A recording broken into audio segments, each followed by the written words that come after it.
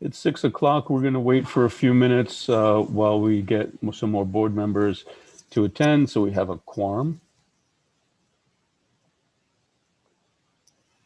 Luke, I see a question from one of the attendees. Harold, did you have a question? Yes, we do you see us? We don't seem to there's no gallery view on this communication. It seems like we're just watching you guys talk. Yeah, so our committee meetings are in the form of a webinar, and this helps facilitate safe public meetings. At the beginning of the pandemic, there were some community boards that were Zoom bombed, and we don't want that to happen at our committee meetings. However, tonight we will, per the instructions from the committee, we're going to be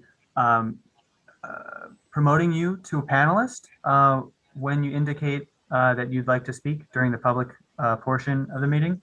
So, and this should go, everybody should note, during the public, when we open it up for general comments, we're going to promote you to a panelist. You can turn on your video. There will be a slight calibration as your Zoom software promotes you to a panelist, but you'll be able to unmute, share your video, and be part of the discussion. But we'll provide more guidance as we get there. Okay, very good. Thank you for the clarification. Yep. Thanks, Harold.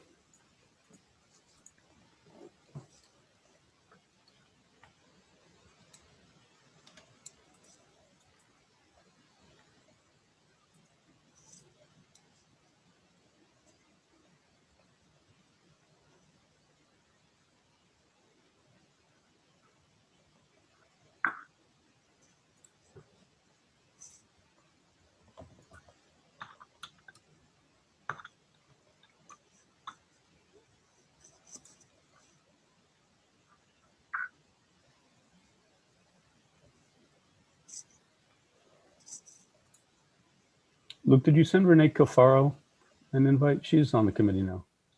Yeah, I will confirm. Is she saying that she didn't have it? No, but I don't see her yet. I did. I will resend it. Here she comes. Okay. Craig, we have a quorum? We do. All right. Good evening, everyone. This is Community Board 5, Committee on Public Safety, Quality of Life. I'm Nick Athanael. I'll be your chair tonight. We've got 2 items on the agenda, 1185 Broadway and 240 Central Park South. If there's anyone here interested in any other matters, we'll open up the for new business at the end of the meeting. I'll ask everyone to locate their raise hand button on their screen. It should be somewhere around the bottom right. At any point during the meeting, if you want to be addressed, you can press the raised hand button.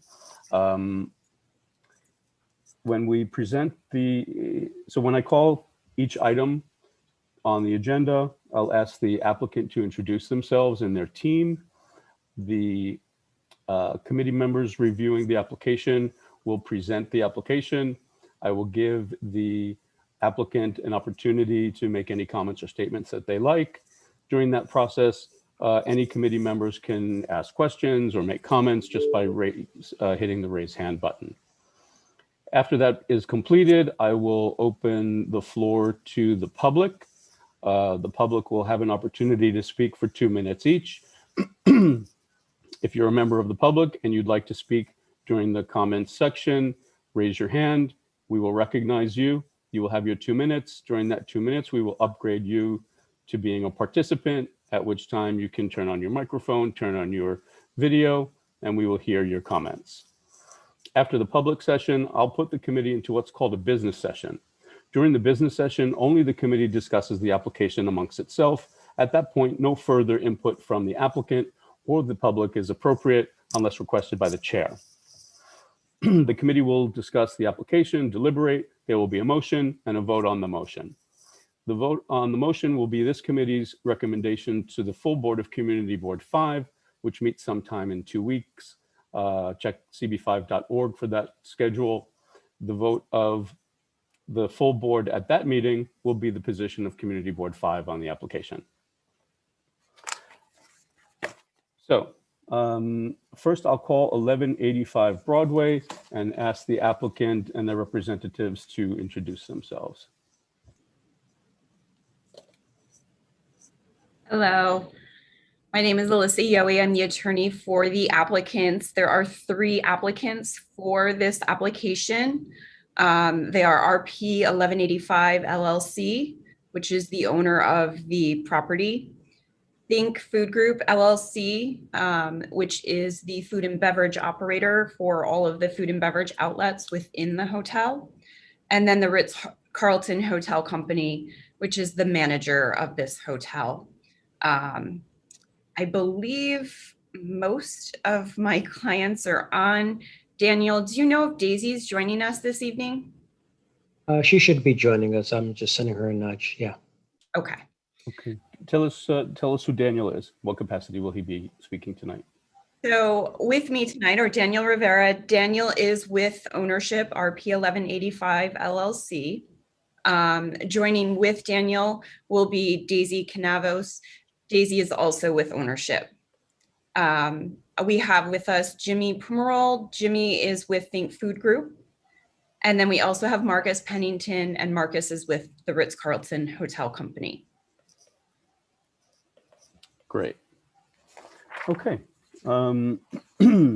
So just to introduce this application to the committee, this is a new liquor license application in the Broadway corridor restricted licensing area. Just as a refresher to those people, the Broadway corridor restricted licensing area runs on Broadway, generally from 26th Street to 31st Street. It's an area that we've seen explosive growth and development, and we've adopted guidelines to manage growth in that area, including hours of operation and many other requirements for operations there. It's important to note that this is a very mixed district, a very mixed area. There are a lot of residential buildings that are right in the middle of all this new development, new hotels, new residential buildings, new commercial buildings. And we've been adhering very strictly to the guidelines. I will ask Jordan to present the application when he's ready. Thanks, Nick. So this is for 1185 Broadway. As we know, the Ritz-Carlton is developing a new property there. For those who don't know exactly where it is, it's on the southwest corner of Broadway and 28th Street. This was an application that came to us about a year ago. And obviously with the state of the world, things had to be put on pause. Construction's been ongoing. I believe I know construction stopped when the pandemic hit. It's now been topped out. And we have this application, as Nick said, for a new liquor license. There are a couple of areas where they hope to serve. There will be a 3-meal restaurant, breakfast, lunch, and dinner on levels 1 and 2. A signature restaurant, again, on levels 1 and 2. There will be an interior rooftop bar. This is 40 stories in the air. There will also be 2 ballrooms, one on level 3 and level 5. On level 5, there will also be there's a very small terrace that will go with that level 5 ballroom. And then there's a club lounge on the 30th floor for hotel guests only.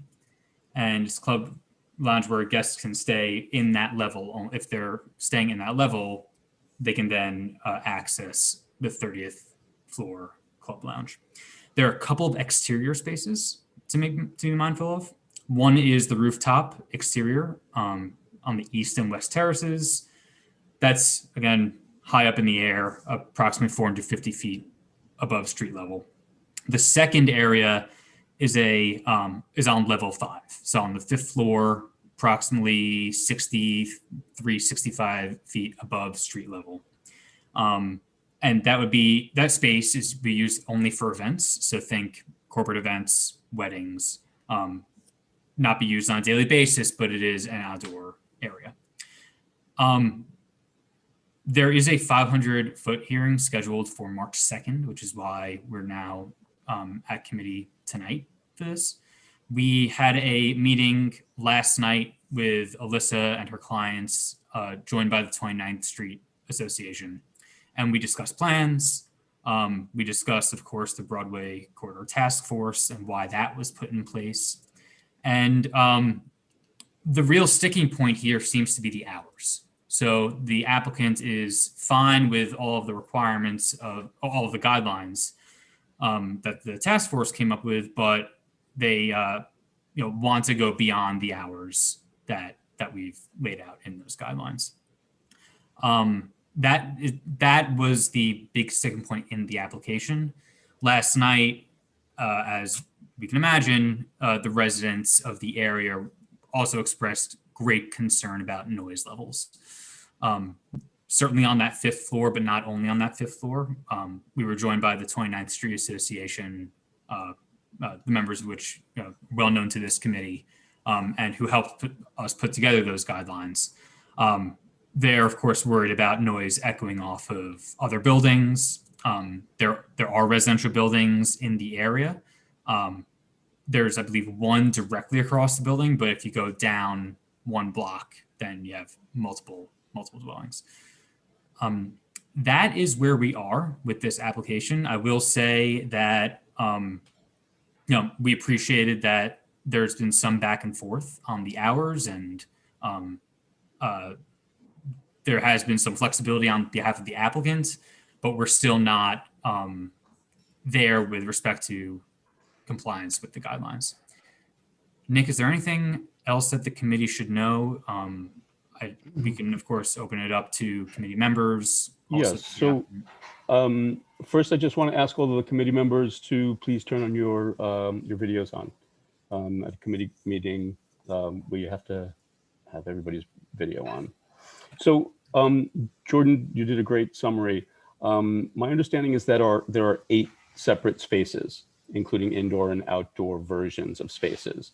So if you could go, for the committee's benefit, if you could go through each of the spaces and tell us the size and capacity of those spaces. Certainly if you need the applicant's help, you can ask that. But the committee needs to know each separate space, the capacity and the size. Yeah, I think I'm trying to pull up.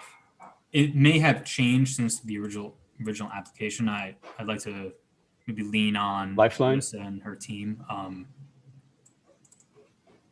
maybe we can go down through the. And we also have people from the hotel.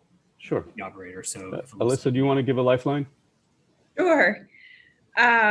So I don't have exact occupancy for each area. I'm going to have to rely on Daniel and Marcus for that, as well as Jimmy. But I can tell you the seating capacity. So for the interior space, with the exception of the ballrooms, so this would be the 2 restaurants and the interior. So why don't we do this? Why don't I call out each of the 8 spaces, and for each of those spaces, you'll tell me what you know with respect to capacity and occupancy. Okay? Sure. All right. So first I have the penthouse. And the expected hours, the requested hours of operation. Yes. So the first space I have is Penthouse Bar, the interior portion. Marcus or Daniel, do you have the exact occupancy of that space? I only have it for the exterior. So I don't know exactly the exact occupancy, per FDNY code, but I do have seating amounts. That'll suffice. Sure. For the lobby bar. So let's start with the Penthouse Bar, the interior portion. Sure. We have, sorry,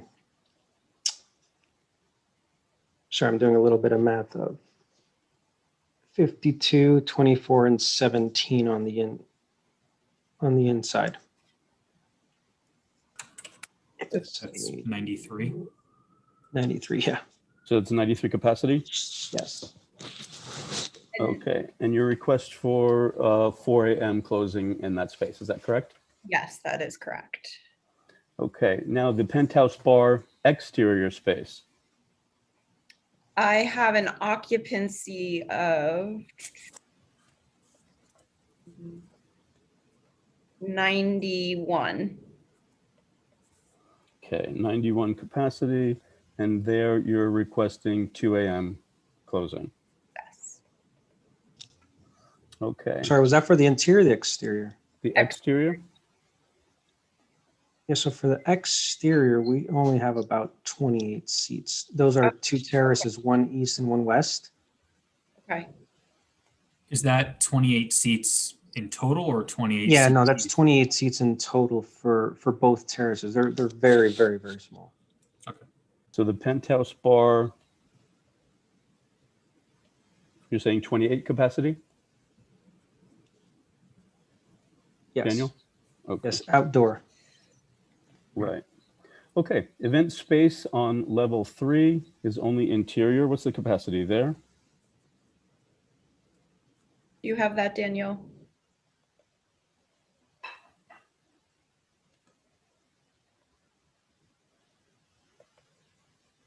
We don't have an exact table count because tables are set up as we use them for events. Give me 1 second. So we're talking about the, which level did you say again? Level 3? The occupancy of that is 114, a pre-function space. Okay, and that space you're requesting 4 a.m. closing. Next up, event space on level 5, interior.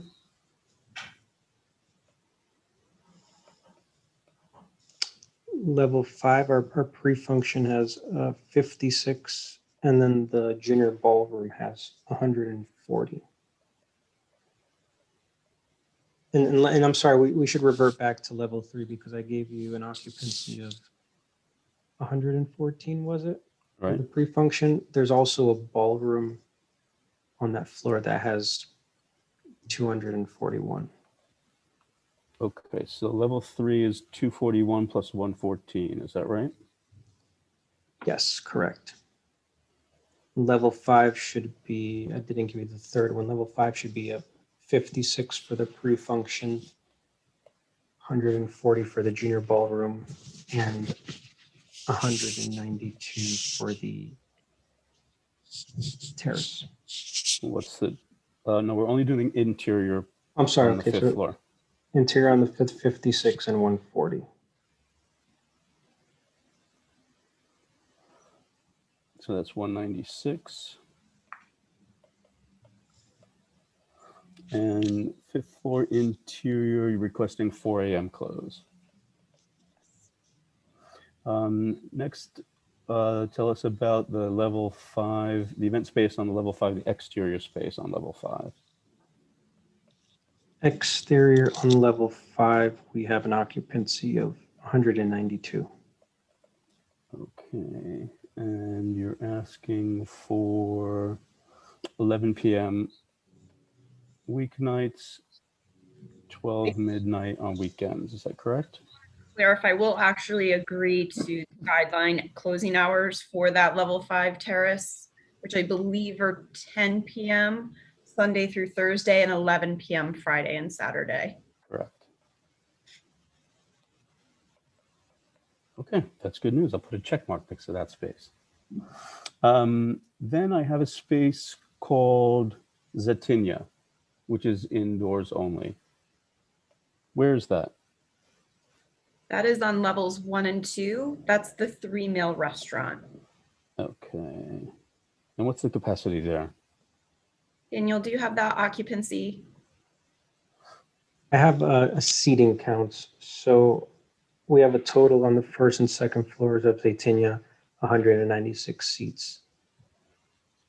Okay, 196. And for that space, you're requesting 2 a.m. closure. Correct. Next, I have something called Bazaar. That is the signature restaurant of the hotel. That is also located on levels 1 and 2. Daniel, do you have a seating count for that space? Yes, 155. 155. And again, closing time at 2 a.m. Last, I've got the lobby bar. That's on level 1. That is Yeah, on level. Yep. And that's only interior. What's Correct. the capacity of that space? 24 seats. Any standing? There's a bar with 6 seats and 5 tables, totaling 18 seats. In addition to the 24? No, that's within the 24. That's what Okay, the so- 24 consists of. Got it. And for that space, you're also asking for 2 a.m. Okay. So Jordan, for the committee's benefit, why don't you go through the permitted hours in the Broadway corridor area? Yeah, I think this makes sense to go again by space because there are a lot of spaces naturally. Sure, however you want to do it. So the Penthouse Bar inside, applicant is asking again 4 a.m. for both weeknights and weekends. The guidelines say 1 a.m. weeknights to 2 a.m. weekends. The Penthouse Bar outside, applicant is requesting 2 a.m. both weeknights and weekends. The guidelines say 10 p.m. for weeknights, 11 p.m. for weekends. The event space on the 3rd floor, that's inside, applicant is asking for 4 a.m. every night. The guidelines say 1 a.m. weeknights, 2 a.m. weekends. The event space on the 5th floor inside, applicant is asking 4 a.m. every night. The guidelines say 1 a.m. weeknights, 2 a.m. weekends. On level 5, the exterior outside, applicant is, I'm sorry, they are willing, that's, thank you, Liza, willing to be within the guidelines. That's 10 p.m. on weeknights, 11 p.m. on weekends. The 3-course restaurant, the applicant is asking 2 a.m. every night. The guidelines say 1 a.m. weeknights and 2 a.m. weekends. So that's within the guidelines on the weekends and an hour past the guidelines on the weeknights. On the Bazaar, the special restaurant, level 1 and 2 interior, applicant is asking for 2 a.m. weeknights and weekends. For weeknights, they would like 1 a.m. and 2 a.m. So they are, I'm sorry, for the guidelines, 1 a.m. and 2 a.m. And so again, they are within the guidelines except for 1 hour on weeknights. And finally, the lobby bar, it's the same as the other level 1 and 2 areas. The applicant would like 2 a.m. every night. The guidelines say 1 a.m. and 2 a.m. on weekends. So again, 1 hour over on weeknights. Okay, thanks, Jordan. So, Alyssa, one of the arguments that you've made in the correspondence that I've been following is that the applicant is asking for later hours in these spaces because they want to cater to international travelers and out-of-town guests. So the guidelines do take this into consideration, and the committee should be aware that for hotels, we are allowed to consider later hours for an interior space that is open only for hotel guests. So we're certainly willing to entertain later hours for an interior space only for hotel guests to accommodate their desire to cater to out-of-town guests. But other than that, Alyssa, we have really no flexibility on the hours set forth in the guidelines. We've never We've never yielded on these hours. We've gone through years of analysis for these guidelines, and we've come up with a solution that really makes sense for a district like this, which includes residents and hotels and requires coexistence of both of those. So I guess for due process, I'm happy to ask you why you think that this applicant, this operator, is entitled to later hours than every other applicant that we've heard, every other hotel in the area, and every other business that we've put through these guidelines. So, well, I have one question before I get to our position, but are hotels that were existing in the area prior to the existence of the guidelines, are they subject to these hours restrictions, or do they have expanded hours based on what was agreed upon prior to that? Daniel, can you address that?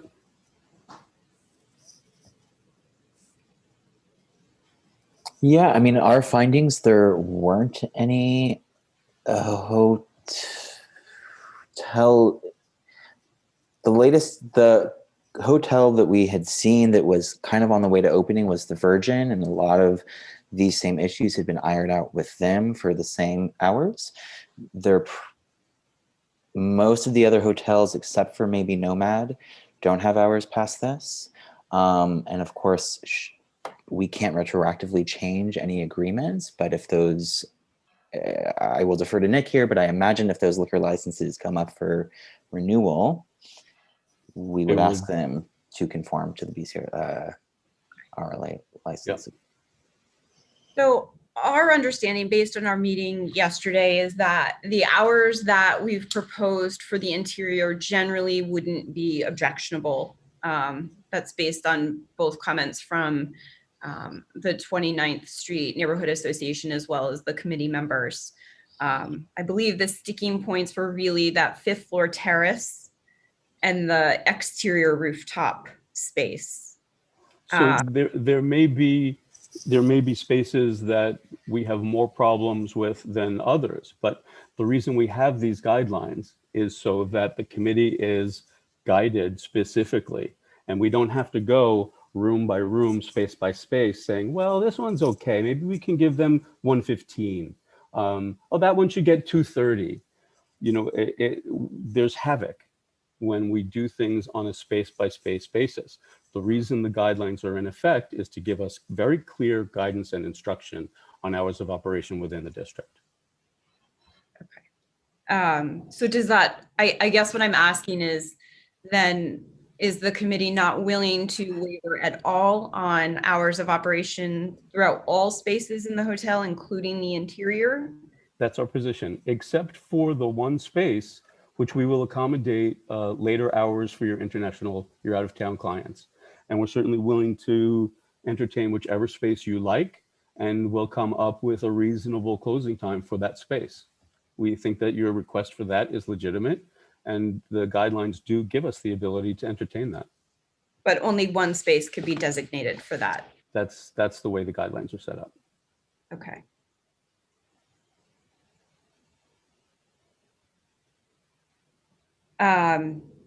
You know, I think obviously the concerns of my client are being able to offer to its guests the most services, the most flexibility possible, which is why those increased hours are sought.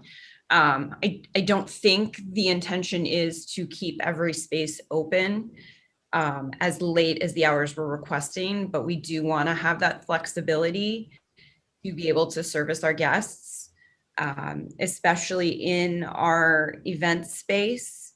The big concern is obviously with current COVID restrictions, we're pretty much barred from holding any private events whatsoever. And while the restrictions will loosen on weddings in March, we don't expect any of that space to get to pre-pandemic levels as far as events being held until 2023 or 2024. So the concern is the ability of my client to be able to actually sell that space with hours that are restricted. Yeah. We heard that same concern from Virgin. We heard that same concern from the new owner of the Flatiron Hotel. We've heard that same concern from everyone operating on that corridor. We've also heard concerns from the residents that live among those properties, that we need to find a balance for the commercial operations and the residents who live there. So let me open it up to the committee. Does any committee member have any comments before we continue this discussion? Who wants to speak first? Todd, I see your hand. Yes, can you hear me? Yes. Okay, so Alyssa, hi. I believe I've worked with you in the past. Yes. So I served on the task force with Daniel, and a couple of points I just want to make, which I hope you'll be able to bring back to your clients. And also the public should keep this in mind. As Nick said, remember, we have businesses both large and small, and I emphasize even the small. I'm actually an event venue operator myself, not far from that area. We have to make an attempt to treat everybody equally. That's the first thing. The second thing is one of the major issues addressed by the committee was the footprint and impact at all hours of the number of people that are going to be coming in. So it's not just, I mean, the noise and it is a key factor, and that's being addressed. But what may not be obvious to you and the license applicants is what we're trying to do here is to keep the foot traffic and the people coming and going at all hours of the day and night manageable, right? Because the number, especially with, your site and some of the other big hotels, those big event halls, it's just, if everybody is running events, even if they're inside and not that loud, the foot traffic, if you have a big event coming and going at those late hours, is just going to overwhelm the capacity of the streets and inevitably produce traffic on the streets. So, the committee, after a long study, came up with these things. I understand the need for flexibility, and each of the operators in isolation wants to have the maximum flexibility for their clients and potential clients.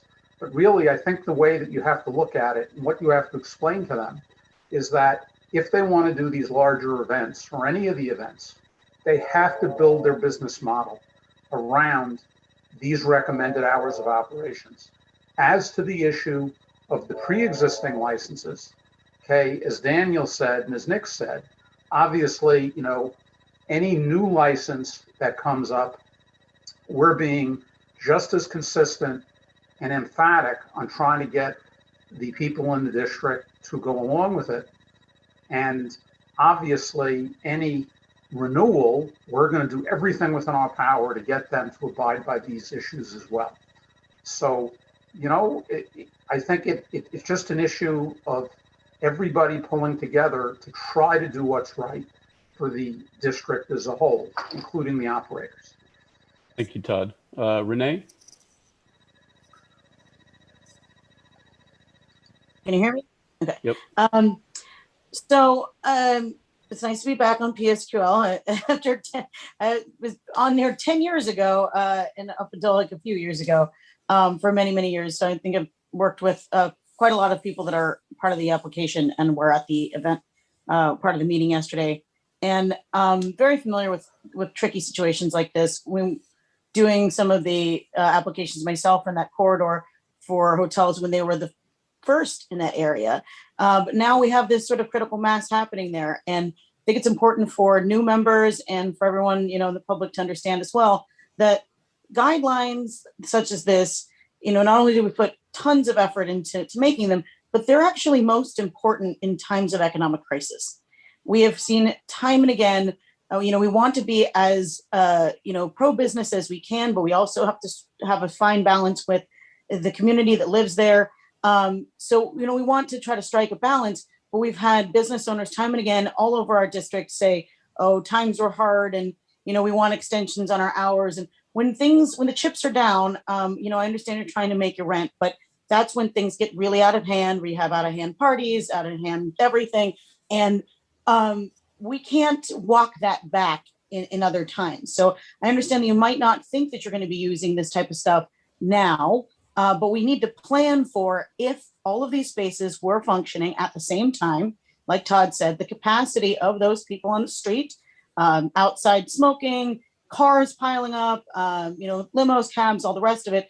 What's the impact in post-COVID world, where hopefully we'll all be, sooner than 2024, but also make sure that we have guidelines so that, though I'm not making an assumption on this particular applicant, but when applicants do not so great things, like bring in promoters, etc., or run events, their private event spaces that aren't weddings, it gets really unruly. So I think it's very important to remember why the guidelines are here, even though I know that, it might be personally something we want to be lenient on right now in these hard times. That being said, I think that there's some great stuff here. We seem to be 1 hour off on a couple of spaces, and I'd like to hear from the applicant as to why that 1 hour is such a sticking point. I think that we could easily, come to an agreement on those. If we're off by 1 hour from our very strict guidelines, hopefully they will, consider that. The outdoor spaces is my main cause for concern and always is, because even if you're at the top of a building, actually, especially if you're at the top of a building, your noise, we've done so many studies on this committee over the years about how noise travels, and it would really blow your mind. You think no one can see you because you're all the way up there, but actually sound can bounce and travel through tons of neighborhoods. So we have to be most cognizant on being very, very rigid on adhering to our guidelines specifically for the outdoor space. And then when the indoor spaces, sort of the issue that we have with the indoor spaces that, again, with the capacity, we can't start picking and choosing on those, because we need to be equitable to other spaces in the area that have already adhered to the guidelines. And we don't want to have a situation where we have upwards of 1,000 people somewhere in that building partying till 4 a.m. If we are going to choose one space for hotel guests only, I would prefer a space that doesn't have access to the street level. Bazaar, I'd like to hear a little bit more about the usage and what that space is even like, what the restaurant type of method of operation really even is. When you hear restaurants up until 2 a.m., it always kind of gives me a red flag that maybe it's a little bit clubby and not really fully a restaurant. So even if it is something where you can show your key card to get in, there's going to be other things we need to talk about on that as far as hotel guests stepping out to smoke, or how much we're guarding the exterior street level points of entry from foot traffic, people trying to get in thinking that it's open. That still adds to the fracas on the street. So that's something to be considered as well. Sorry for being so long-winded, but it's a big, big application. I think that's all my points. Thanks, Renee. Sarah. Yes, I agree with Renee, a lot of her points. Also, if the applicant is considerate and does not have crowds at late hours, residents will like them, and maybe residents will become happy customers and spread the word. Just a thought. That's all I have to say. Thank you, Sarah. Buzz, did I see your hand up?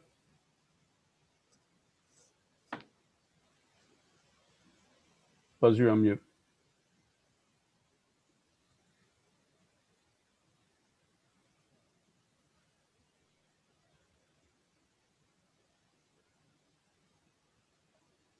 You might be looking for the unmute button.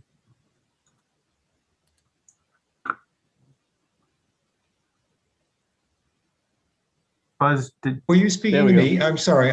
Yes, I had just gotten a call on my local intercom here. Oh, sorry. I was talking on that.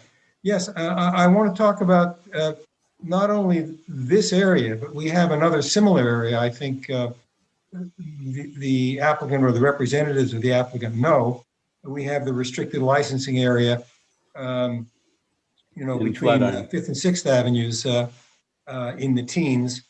And that has been very successful for many, many years in controlling basically not so much the establishments themselves, but has been pointed out by several of the previous speakers, the people who exit from the establishments, whether they're indoors or outdoor facilities, seems to make no difference.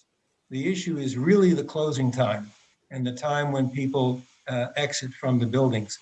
And that's when we've had great success in the restricted licensing area in the Ladies Mile district. That same philosophy was what was carried forward into the Broadway corridor. And I think, as everyone has said up till now, has proven quite successful in meeting the requirements, both for the businesses in order to let them prosper, and especially for the residents in the area who have been there previous to the existence of many of these new venues. So that's why the guidelines have my firm support. Thanks, Nick? Buzz. Anything else from the committee before I go to the public? Okay, is there anyone from the public who'd like to speak, comment on this application? Click the raise hand button if you're a member of the public and you'd like to speak on this application. First up, Leslie Hendricks. All right, Leslie, you are now a panelist. If you're welcome to unmute and Okay. turn on your video. Oh, sorry, Nick, just to confirm, I'm doing the 2-minute timer. Yes. Okay, thanks.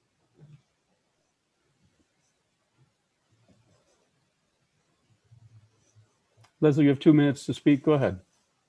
Oh, okay. There were just a couple of points I wanted to make. One is I've been involved with a lot of the applications for hotels in the neighborhood, and some of them predate the Broadway guidelines, but honestly, pretty much all of them fall within those hours. And I believe when we talked to the Virgin, the guidelines had not been put into stone yet. And those hours were also within the guidelines, or perhaps one or two places within the hotel. Later, the same thing for guests that were arriving late. And I'm concerned that if we allow one applicant some leeway and extend all the hours, I'm concerned that hotels like the Virgin are going to come back to us, and they haven't opened up yet, and their application was over 3 years ago. So I'm not sure if they have to apply again, but I'm worried that they're going to say, well, they got it and now we're at a disadvantage, and it's going to be an endless downhill 4 a.m. close all over the place. And I'm so grateful to the committee for considering the big picture on this. Thank you. Thank you, Leslie. Paul Cardoso.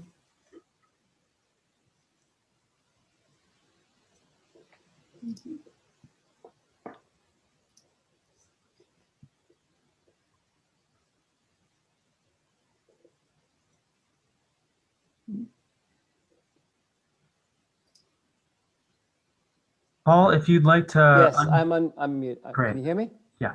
Okay, hi, thank you. Thank you, first of all. Paul, feel free to share your video as well. Yes. Hold on. Yep. Hi, thank you, committee. Thank you for giving me a chance to speak. So I've come here to this committee before, and first of all, thank you very much, Todd and Renee, for very eloquently expressing why those guidelines are in place, and those guidelines have helped us. And as you know, we've come to you before about 1204 Broadway. And Todd and Renee, I think you really crystallized it correctly, right? It is the timings indoors or exterior. Yes, they matter, but what happens once they close up? I can tell you under our building at 1200 Broadway, which is on the corner of 29th and Broadway, there is a profusion of drug dealers right now, right? And we do not know how to deal with it. We have contacted our precincts, et cetera. It's going nowhere. So we need to be concerned about that. And then the second thing is the noise level. I can tell you the Maid Hotel has an open bar and they used to work till like 2 a.m. Of course, in the pandemic, it's been closed. But I can tell you, my apartment faces Broadway, and I could hear the boom and the beat and the words of the songs coming out of that bar up on that space. So to someone's point, I think it was Renee's, even if you're up there, it's very, very audible to us in the buildings. So again, it's a quality of life issue. And so I'm grateful to the committee for thinking about us that live in this neighborhood. And to the applicant, I would say, please consider that we are residents. This building has been around since 1979 and has quite a few aged people that need to be concerned about we need to be concerned about their well-being. That's it. Thank you. Thank you, Paul. Next up, Lawrence Glickman.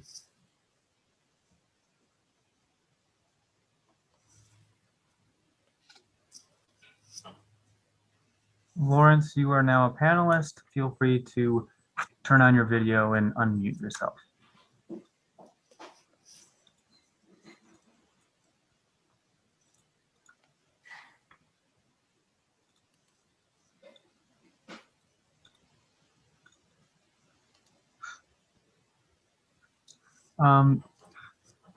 It's not allowing me to ask him to unmute.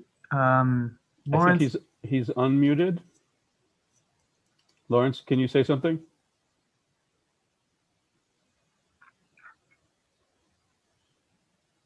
Lawrence, if you're joining us from a phone, you can press *6 to unmute, or I don't think he is.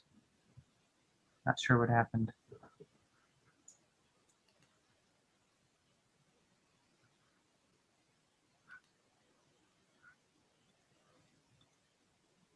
All right, Lawrence, keep trying to work out your technical issues. If you come on again, I'll be happy to recognize you once you get that set up. Okay, so back to the committee now. I guess before I go into business session, Alyssa, I have to ask you, is the applicant prepared to comply with the guidelines with respect to these hours? A yes or no question. Yeah, I have to really turn that over to my client. Daniel, I know Daisy's not on. I don't know if she's conveyed to her position. I'm trying to get an answer from her. I'm sorry, just she's traveling right now. So I think it was just unfortunately a bad time, but I'm trying to get an answer from her if she'll comply with all the corridors guidelines. Okay. So if you want to assume that Daisy will authorize you to comply with these guidelines, let's move to the next question, which would be, which space did you want to use to accommodate your out-of-town guests, and what hours would you request for that purpose? I'd have to leave that up to Daisy. My guess would probably be the interior Penthouse Bar space. Not the exterior, but the interior portion only. That's just based on some conversations I had with her. Jordan, what do you and the team think about that selection for that purpose?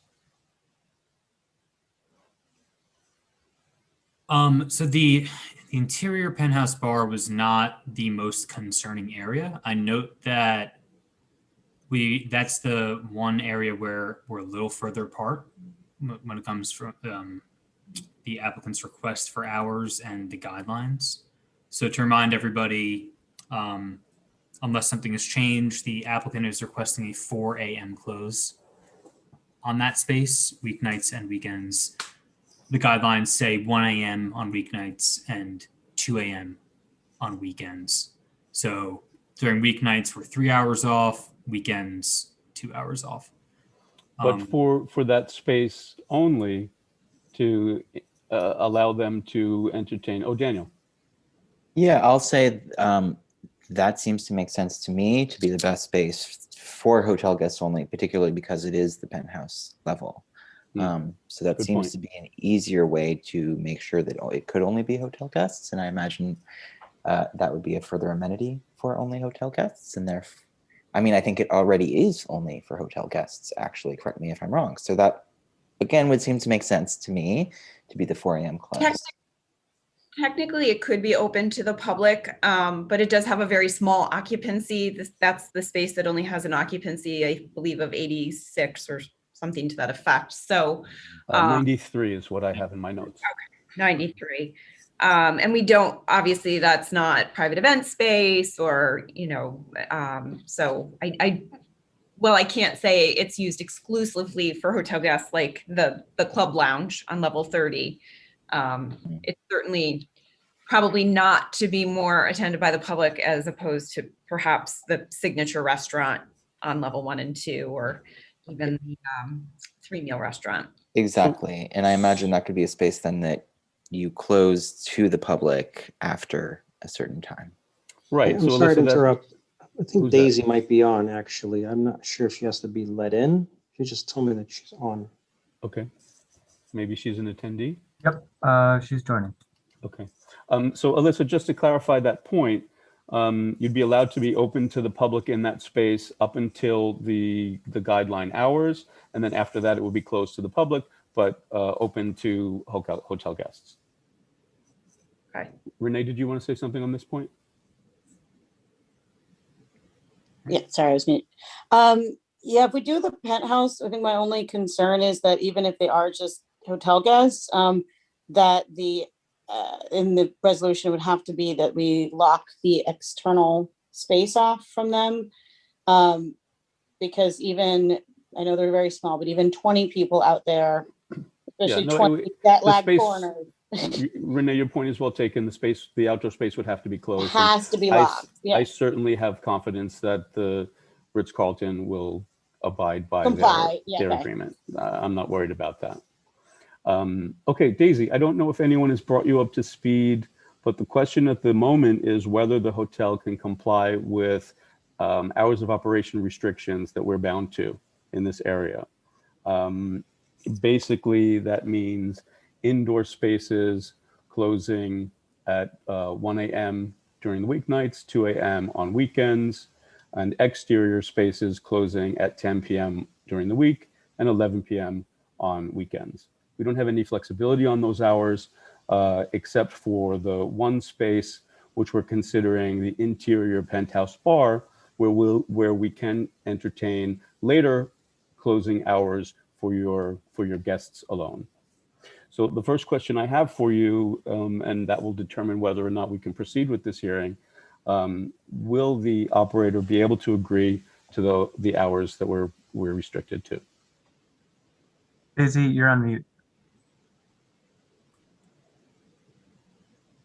Hello, everyone. How are you?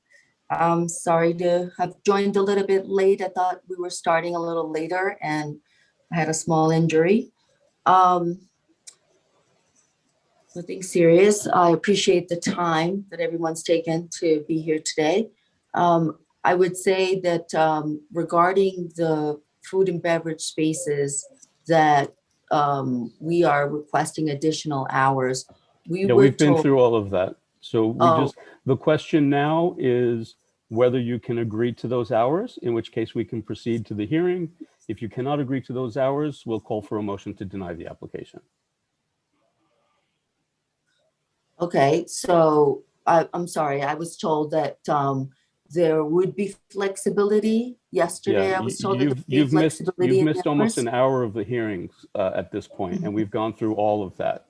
So to bring you up to speed. So there's no flexibility. In other words, there's no flexibility from the group here today. That's right. But if the group yesterday was willing to give us flexibility, today's the hearing, and this committee is bound by the guidelines.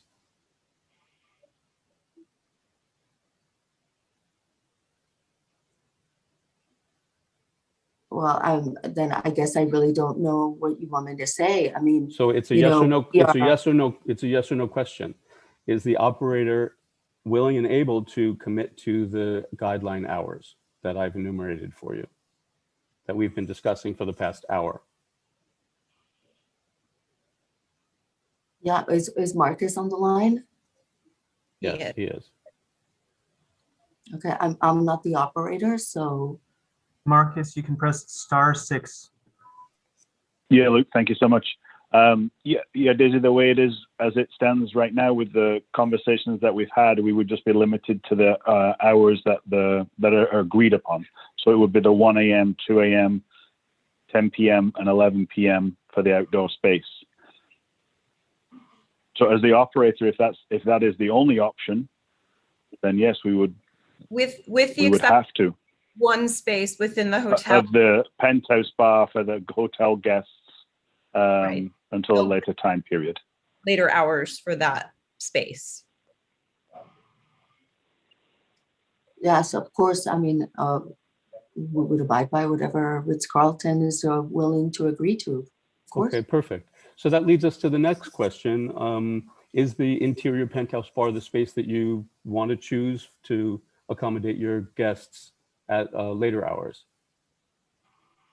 Yes, of course. Okay. And then what hours would you request for that space to be hotel guests only? The guidelines say that space would close to the public 1 a.m. weeknights, 2 a.m. on weekends. How late would you want that space open for your hotel guests? We've requested 4 a.m. Does anyone on the committee have a problem with that internal guest only space staying open till 4 a.m.? I would just have a practical question. The applicant will have to realize that at that hour, certain people are going to have to be asked to leave. Are you prepared to do that beyond the 1 a.m., 2 a.m.? You know, from an operations standpoint, they may have to just close the space, make everybody leave, and then reopen it for hotel guests. That may be how it has to work. But yes, to answer the question, yes, we would be able to ask non-hotel guests to leave after that time in order to accommodate the hotel guests with the extension. Okay, so we can go into business session now. Does anyone on the committee have any other comments? I think we're all in agreement. Anyone have anything different? Okay, Jordan, would you like to make a motion? A motion to accept this application, provided that the hours of operation would be within the Broadway corridor task force guidelines, with the exception of the penthouse, the interior portion, which would be open only to hotel guests after 1 a.m. on weeknights, 2 a.m. on weekends until 4 a.m. Is there a second? Second. Daniel, okay. Roll call? Nick. Oh, am I muted? I can hear you now. Can you hear me? Yes. Okay, Nick. Yes. Craig is a yes. Buzz. Yes. Renee. Yes. Yes. Your feedback. Sarah. Yes. Joseph. Yes. Jordan. Yes. Will. Yes. Rob. Yes. Laga. Yes. Joe Mafia. Yes. Todd. Yes. Daniel. Yes. Simon. Yes. July. Yes. Passes. Okay. So Alyssa, what happens now? Jordan will draft the affidavit outlining the terms that we've agreed to.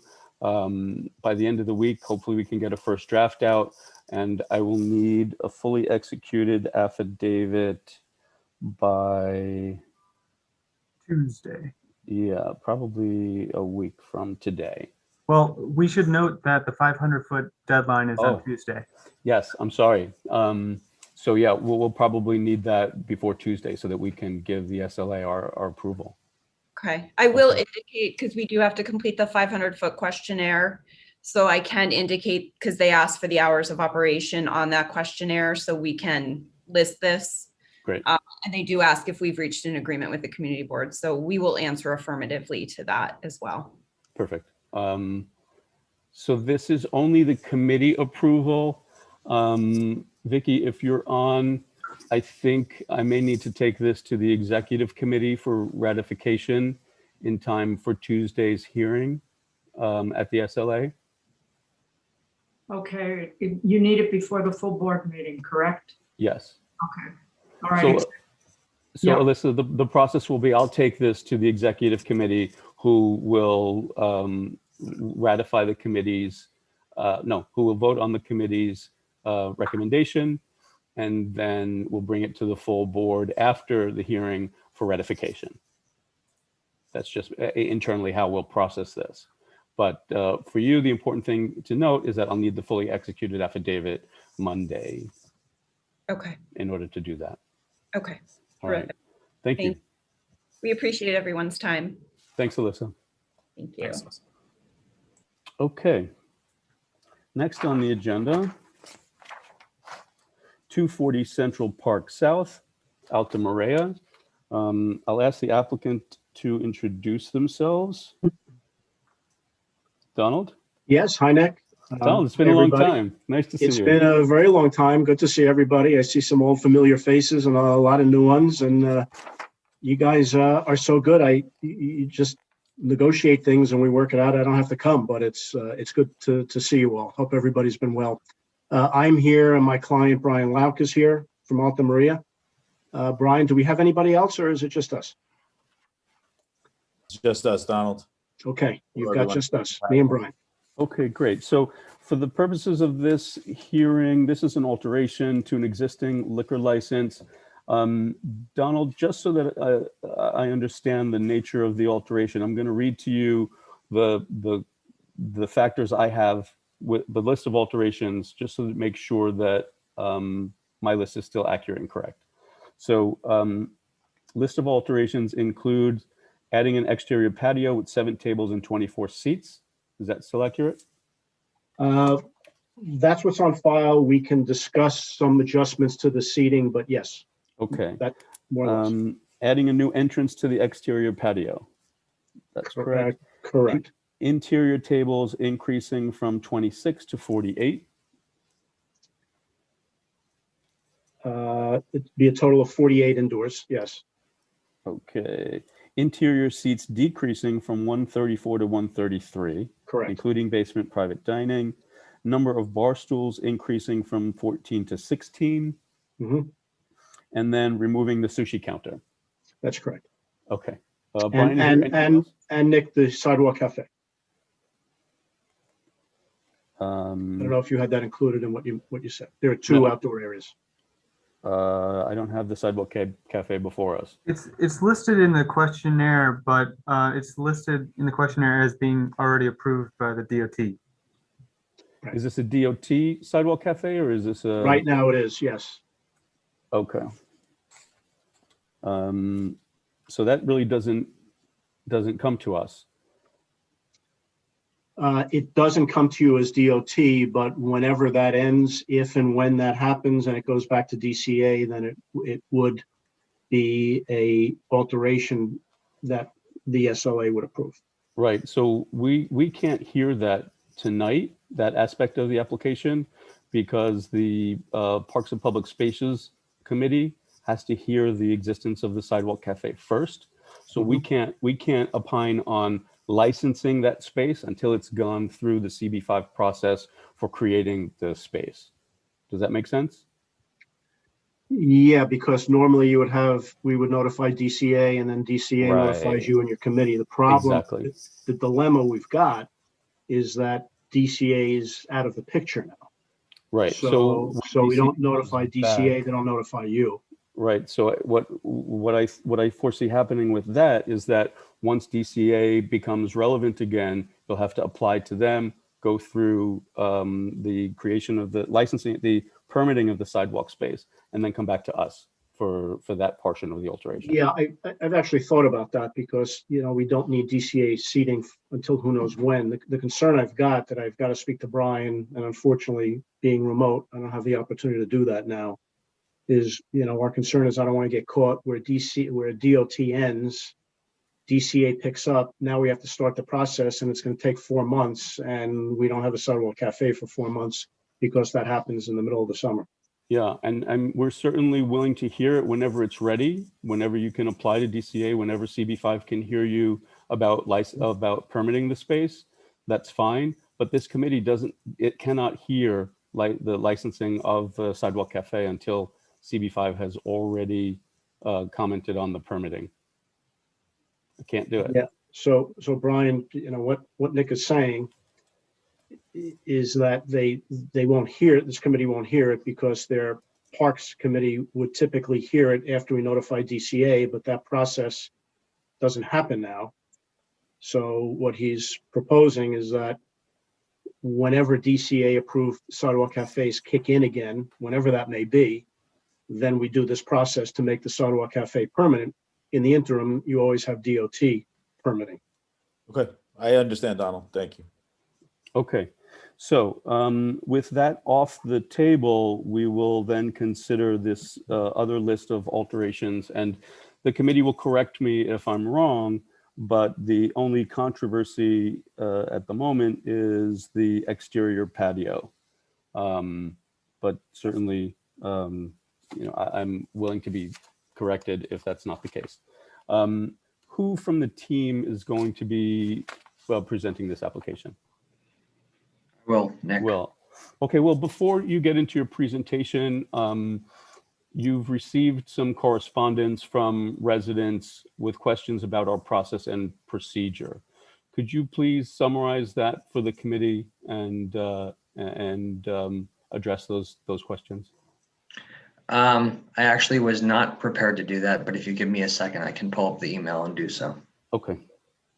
If there's someone else on your team that has looked into that, they can certainly pitch in.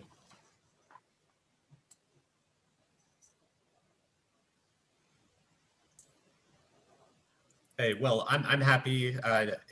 If you're referring to the recent email from today, laying out issues, Yes. I'm happy to do that. Okay, I sent that email to you maybe an hour ago. Will, do you mind? Go for it, please. Okay. So, as far as process, I actually, the main procedural complaint that I took from the email was that, according to this resident, the committee had not met with residents on site to tour the cafe and to tour the area. And so the resident said there's no way we can make a decision on this application without doing that. I will note that committee members have walked past the site. When I posted the flyer, I went into the building. I spoke with someone at the security desk. I looked at the restaurant entrance. I observed the courtyard, walked down the sidewalk by the tables. So that was before, we had the meeting with the residents, but I do want to add, I have seen the space. That was the main procedural complaint. The rest of it was frankly ad hominem accusations as far as the intentions of the committee. And then of course the substantive issues that were raised previously were also brought up in that email, which was that an understanding that this would be a party and music venue, which I'm sure, Will, you could cover that in a little bit. A worry that this would be allowing the restaurant to steal the garden space from the residents of the building. And then also that this is the same issue that we've seen before, which is that it creates crowding on the sidewalk near the entrance to the building. Okay, thank you for that, Joseph. The other thing I want to bring the committee's attention to is that the due diligence on this application has revealed a number of other issues related to this operation that are not necessarily before this committee tonight, but that the board office is actively working on. One of those is sidewalk seating concerns and social distancing requirements. The board office has been working on issues with that and complaints from residents since July, and that is ongoing. Starting in January, we've also been working on complaints regarding standalone heaters at the premises, and we've been working with the fire department to analyze whether those are in compliance with law. That's not for this committee to address, but we are facilitating with the fire department and the residents to address any concerns with those heaters. Third, the board office is working with the residents regarding scaffolding in front of the building, which is expected to be removed in early March. But the concern there is that there's a bus stop there and the scaffolding is causing some pedestrian congestion. So the board office is working on that. Which leaves us with the exterior patio, which will be the main focus of the committee hearing tonight. And I'll pass it back to Will to proceed with that. Thanks, Nick. I'll take it from the top and try to keep this as concise as possible. So 240 Central Park South, the applicant is the restaurant Maria. Let's focus on the exterior space. As you said, that's the only controversial part of this application. They're looking to add 7 tables and 24 seats to this exterior patio that's at the front of the building. It is part of the land of the building. It is not on the sidewalk. And they would be activating or reactivating an existing door. The application says adding a new door, but as part of the review of this, there is a door in place. There are no architectural modifications to be made. It's a matter of unlocking it and making it an active door for use. This is a full service restaurant. Yep. I'm sorry to interrupt you. Do you have a rendering of the space? I can share my screen for a moment to show people the space that we're talking about. It's this space here next to the building entrance walkway that's adjacent to the restaurant. Right. Can everyone see that? And Nick, actually, if you don't mind putting it back up for a second, just one thing that I would highlight that you can see in that photo is that space is actually, it's on the left side, sort of to the right of those blue awnings and under those 4 trees. And it's behind a barrier. So there is no means for somebody to walk from the sidewalk directly into the patio space. And that is part of the reason for the reactivation of the door. The space will be serviced directly from the restaurant and you won't have waiters going from, the front door of the restaurant around down the sidewalk and into that space. So this is a full service restaurant. There is no dancing per the application. They do have private parties. I believe they tend to be hosted in a private dining room and or downstairs. There is streaming music. It's meant to be set at a background decibel level, not an entertainment level. And actually currently the speakers are really indoors. There are 8 in the indoor dining room. There are 2 at the bar and there are 2 in the private dining room. There has been some music outside and it's been streamed in through a portable speaker that's been used outside. The applicant has said it's for background level music only, although we do have videos demonstrating that at times the speaker levels are perhaps louder than that. So I think that's one point for further discussion.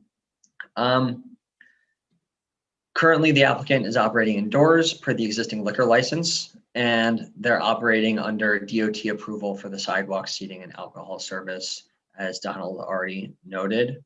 Given the state of the world, the sidewalk seating is now permitted by the DOT,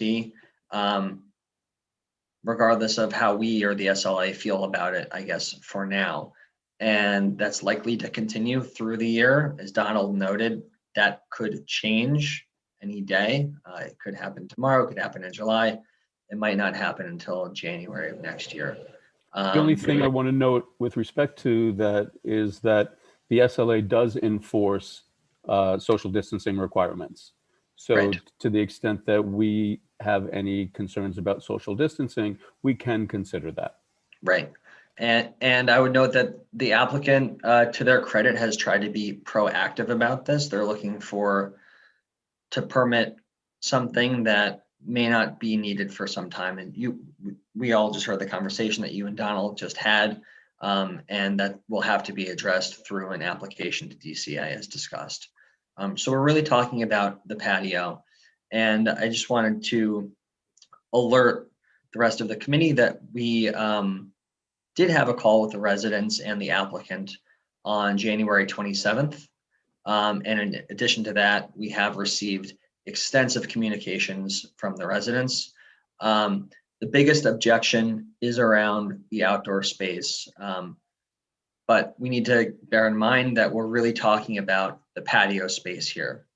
That's what is germane to this application. It's the patio space, not the sidewalk space. Except, Go ahead, Nick. Except as it may pertain to social distancing. Except as it may we pertain can address social distancing concerns on the patio. I mean, on the sidewalk space. If it's okay with you, I would just put this out there right now with regard to that. I think everybody on the committee likely agrees that we should make a strongly worded statement about social distancing and making sure that that's enforced. And I know the board office is working to do that. I would just say right now, like, let's say that's table stakes for whatever the resolution is, and focus on the patio, if that's okay with you, Nick. Sure. I mean, let's see if the residents bring up issues with that. That's certainly something that we will entertain, and we can ask the applicant to address that as well. But let's proceed as you want, and if that changes, we'll address it. Okay. So we did have a call with the residents and the applicant on January 27th. And the applicant is aware of all the objections raised by the residents. They heard them directly on that call. And at the end of the call, they were asked to contemplate how they might provide some concessions or modify their application to address some of these concerns of the residents. So we look forward to hearing about that from the applicant. And again, I would just note that some of the objections are not germane to the application, right? The space heaters you noted, those are UL listed. They're under review by the FDNY. So that's not really part of this application. And the use of the courtyard space itself has been called into question by the residents. And it's our understanding that it's really a private space. And if the building management wants to lease it to the restaurant, which it appears to have been in their lease for some time to use, that's up to them. And we're just here to review the appropriateness of the proposed use. And then lastly, I would just like to note, in case any of the committee members haven't heard, there has been a little bit of attention to this application in the press, and there has been a little bit of inaccurate information. So I just want to clarify 2 points. As Joseph noted, the public posting of notice for this application, he did. It was done in December on the 7th, early in the month. And, you know, aside from the photos we have of that posting, there's evidence of that posting being done as we received a comment from the public a week later on December 14th. So this is not being rushed through. There has been more than ample notice for this committee hearing. We did have a long meeting with the residents and the applicant about 3 or 4 weeks ago now. So I think I'll leave it at that. I feel like that's a good summary of where we are. And I would just ask that, as I'm sure you will too, Nick, that we focus on what's relevant in the application itself. Okay, before I go to the applicant, is there anyone from the committee that has any questions or comments at this point? Okay, Donald and Brian, is there anything that you'd like to add? Yeah, thanks. Thanks, Nick, and thanks, Will and Joseph, for your statements, and also appreciate the opportunity to have had that call with you last month and to discuss it with some residents. I think 3 residents from the building were on that call. This outdoor patio, as you said, Will, is private space. It is not a garden. It's space that, in fact, we think was used as part of the restaurant going back, way back to even the 1940s when there was a restaurant in this building. Nick, could you put that photo back up, please? So the render, whatever you've got there. It was a photo, I think. So the window with the awning all the way to the right, you'll see then a window to the right of that behind the grate. That was actually the original entrance to the restaurant decades ago when it opened. It wasn't where it is now. It was actually through that courtyard. And the back door through the trees at the corner of the building, as Will said, is an existing door that we are reactivating. I think when you go outside from the interior of the restaurant outside, you go up 1 or 2 steps and you get to that courtyard. We have some photos that we've dug up from the 1940s or 50s showing that courtyard filled with umbrellas. It may very well have been used as part of the restaurant. This is not a garden for residents of the building. This is private property that was absolutely used in connection with the restaurant going back many, many years. You can decide on the relevance of that, but it's a fact, and I just wanted to bring it out. You can also see that a part of that courtyard in the back has a sort of concrete top over it. It goes out not too far, but you can see it back there behind the trees. And what we will also be having, and we have had since we've been using the space since July, umbrellas over the tables. I don't know if you can get that photo, but we attached photos to the questionnaire that we sent you showing the table set up with the umbrellas throughout.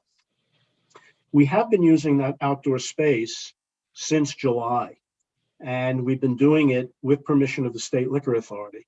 I think it was back in June, the SLA issued a guidance that said if there is outdoor space on private property, not public property, that is contiguous with licensed premises, that a licensee can expand into that area by filing a floor plan with the State Liquor Authority.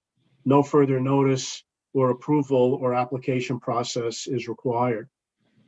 That's just what we had. So we took that opportunity to put the 30 seats or whatever we have out in that space. So we've been using it since July.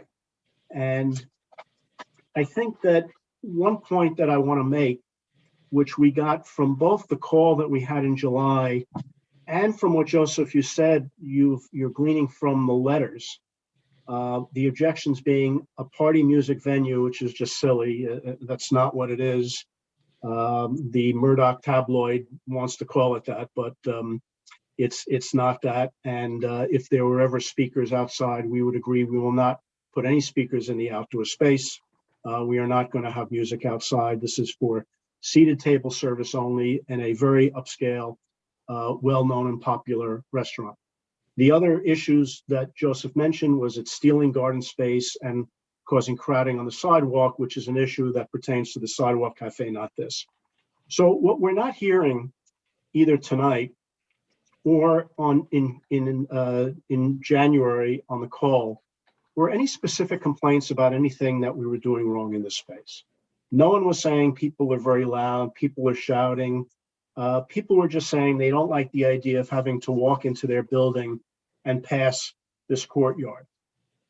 To me, that's a testament to the fact that Maria's been operating this properly, and they've been operating it in a way as to not cause any unreasonable disturbance. I don't think the fact that someone has to walk by some table seating, which is separated from the pathway that goes into the building, should be an objection to licensing the space. And an example of that is sidewalk cafes. In your district, in other districts and neighborhoods in the city, people walk by sidewalk cafes all the time. And they walk by going to the grocery store, they walk by coming home and leaving from home. That's just a fact of life of living in Manhattan. And it's something that some people like and some people may not like. But I'm not hearing the kinds of issues that we hear and when there's a real problem. And we've had an opportunity to test that because we have had this space operating since July. We've been able to show that it is operating well. I think, and the closing hour for the space is 10 p.m. So well within your guidelines. This is not a late night venue. This is not a music venue. Maria is owned by, in part by Chef Michael White. They have a number of upscale restaurants in the city. They are really fine dining. establishments that people like going to. And of course, the reason why we've done this, and I don't need to describe it to you, you all know how the restaurant business and industry has been decimated, not only the owners, and we've been accused of being greedy by wanting the space. We want to keep people employed. The more restaurants that are open, the more suppliers that are doing business, and vendors and wholesalers for food and alcohol and everything else. So it's important not only for us, but for the economy to be open. And the rules have changed. The SLA rules, the city rules, the state rules have all been changed to accommodate use of outdoor space in a way that no one would have imagined years ago. And the rules have been changed to encourage the use of that outdoor space, not only for operators, but for the public who enjoy going out and after being stuck in for months after months, to have use of that space. So that is what is driving this. In part, it's a basis of not greed, but of survival. And it's been operated in a way that has not caused a serious problem at all. The specific complaints that I heard related to clearance on the sidewalk, and a lot of that has to do with the scaffolding that, as I forgot, I think Nick, you said, or Will said, is supposed to be removed in March, but no specific complaints on this area. So I think it's not big space. It's not a lot of seats. We've got the umbrellas. We've got the part of the building awning out there, no music, a reasonable closing hour. And we hope we can have your support. Any questions or comments from the committee at this point? Renee?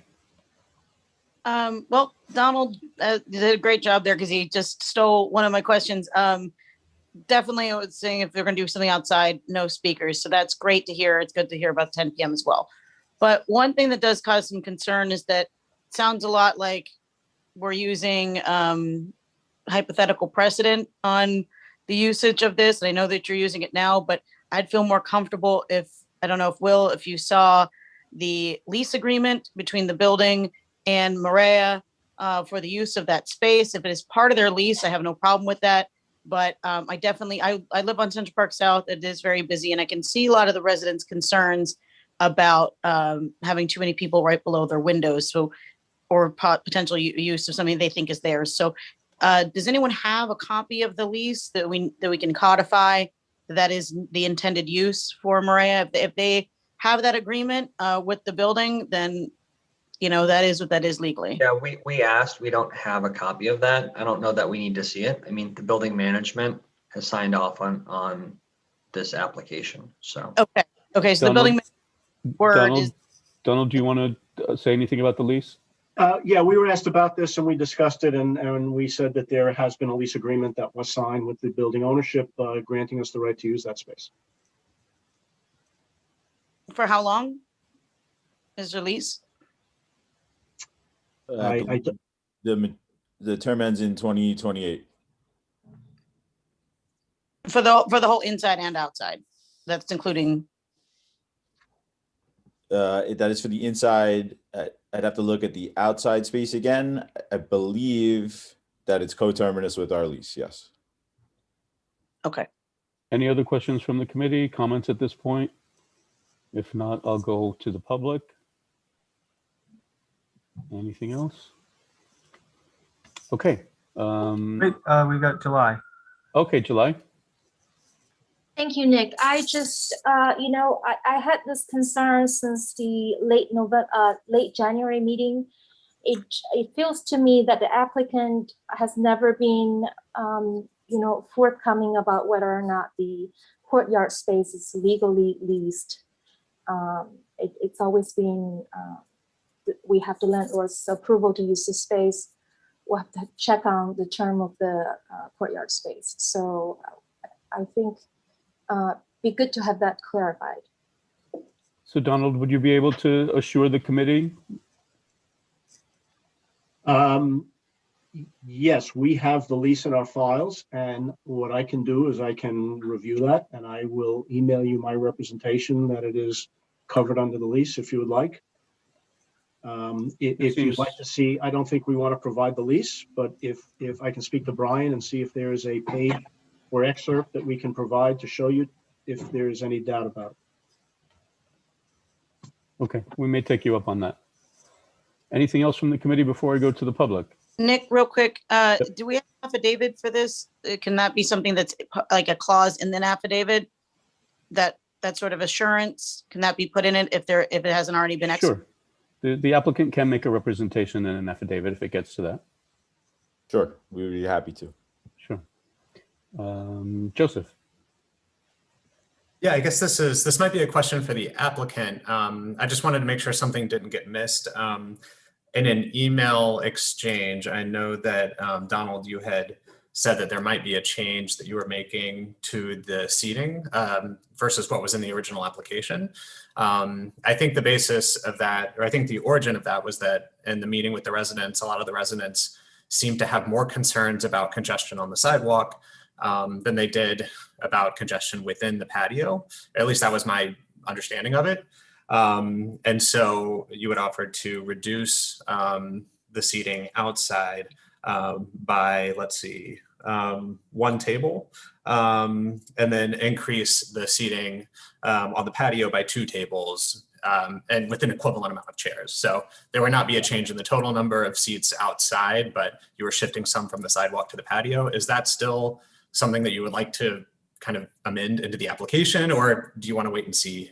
Yeah, I think so. I think that, as I understand it, and Brian, you may want to speak to this, it was an accommodation to the residents. If the preference is to take some tables off the Sidewalk Cafe, you know, we can take some off, but we then move them to the courtyard. So the total number of outdoor seating would remain the same, but a slight adjustment to move from one area to the other. I don't know that we have a preference. Brian, you can speak to that. Otherwise, if the community board committee has a preference, we can consider that.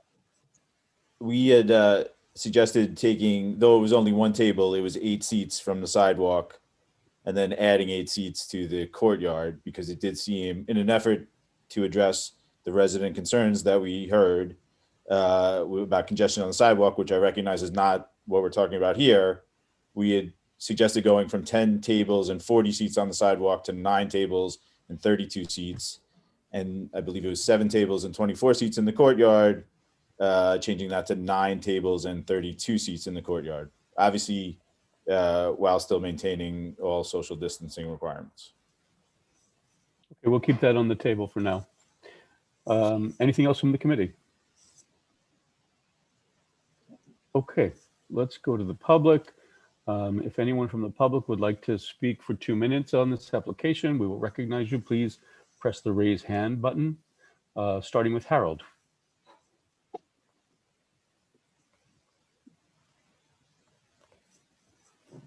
Harold, you are now a panelist. Welcome, and feel free to unmute and turn on your video. Okay, great. Can you hear me? Yes. Okay, first I'd like to address the issue of to make sure that the community board sees this agreement, this lease agreement between Maria and the owner of the building. It's imperative that we know more. Every time this comes up, it's always skirted. Even with this communication with Donald, he said we could sort of give a summary of it. I think you need to see the exact lease. I think it's glaring that the landlord is not present here at this meeting if it's so important to him to restructure the entrance of this building to accommodate the restaurant's court into the courtyard. This is a landmark building. I've lived in the building since 1991. I understand COVID changes things, but the fact that they're given the allowance to have this courtyard in a landmark building, I'm really curious if the landmark committee has approved this sort of change. And I'm also curious how the owner of the building is not present here at this meetings or has had any communication with any of the tenants in the building, period. Also, with respect to the noise, there already is music being in the under the scaffolding into the outside restaurant on the street, and there also is music inside the courtyard. You can hear it when you walk by, and you can hear it if you open your window from the 18th floor. The way the building is constructed is an interior courtyard, and all the noise from Maria on the ground floor does navigate up into that courtyard through to the top levels of the building. And that's also very important. This is not for me now to talk about the outside courtyard, all the additional congestion that Renee knows since she lives on Central Park South, but this whole situation brings a lot more people and congestion to our area. Thank you, Harold. Anyone else from the public would like to comment on this application? Sean.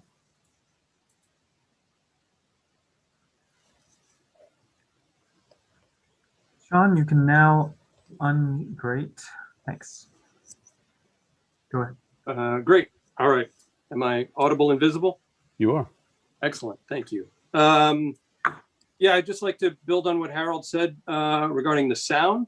That little area is an echo chamber. I'm a professional soundman with 27 years experience in the film and TV industry. I am a sound hunter. Just the sound, forget the music, but just the sound of 20 people talking and eating with their forks and their knives on the dinnerware, that all travels straight up there. We were just an hour ago or so talking about 20 people dining outside a building that is meant for that purpose of,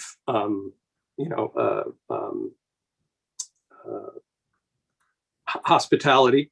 And now we're talking about it in a residence. Well, if it's not acceptable in a hospitality environment, I don't understand how it's acceptable in a residential environment. And two, I know there's some weird confusion about talking about the congestion on the sidewalk, but the other aspect of the congestion on the sidewalk isn't just the fact that two people walking on the sidewalk are forced to not socially distance while they're walking on the sidewalk. When the scaffolding comes down, you're only going to get another foot, if that, of space. So it's still going to be very close for people who are walking, not to mention the proximity that just regular pedestrians have to 30 people who are not wearing masks eating, who are also competing. The pedestrians are competing with servers who are bringing food and alcohol and whatever to the tables. And the other congestion, which I have 15 seconds, is the limos that occupy the bus stop from Maria's awning all the way to Columbus Circle on our side, and when there's overrun on the. Thank you.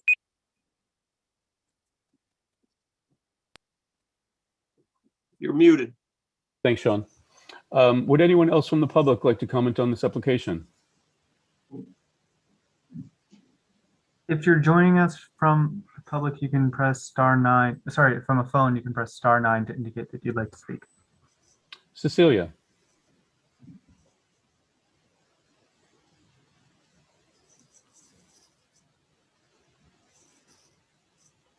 Hi, Cecilia. You can unmute. Can you hear me? Yes. I am a resident at 240 Central Park South. I am also a patron of Maria. Okay, later. I would like you to know that we have to walk in that walkway to our entrance to our home. And what I'm asking is for the restaurateur or anyone that is associated with using that space, that courtyard space, is to please consider putting up a barrier so that when we walk in, we are not faced with this plastic sheeting and the idea that we don't have the normal privacy walking into our home. Please consider that, as well as please make sure that the music is kept at a very low level. In addition, the sidewalk seating is a problem because they are 4 top tables. So most of us no longer walk in front of Maria because we are within 1 foot of a table eating, which violates social distance. Those are my concerns, and please remember, this is our home. Thank you. Thank you, Cecilia. Okay, next up, Jane Rosen.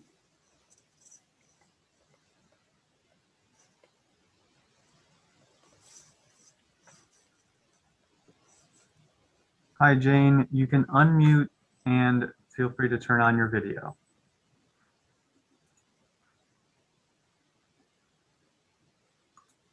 If you're joining us from a phone, you can press *6 to unmute yourself.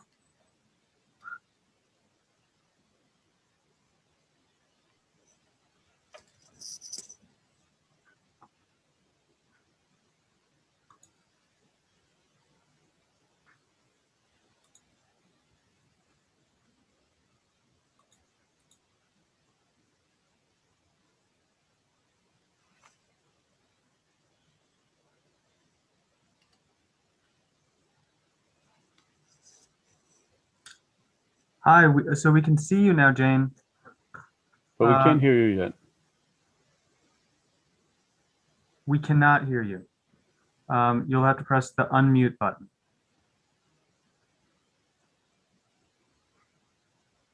Looks like a microphone. So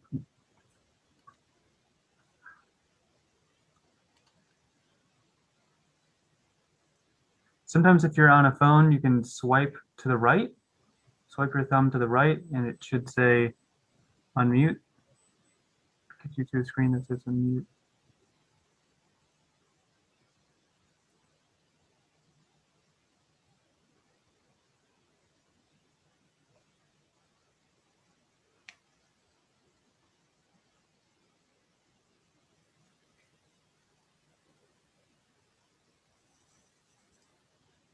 Nick, we could call her, I guess.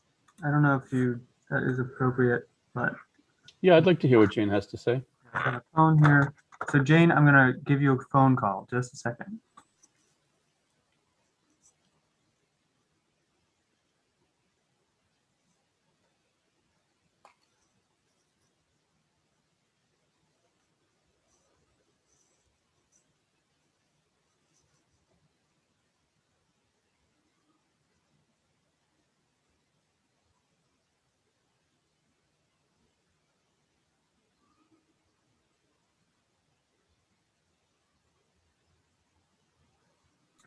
Okay, Jane, can you hear?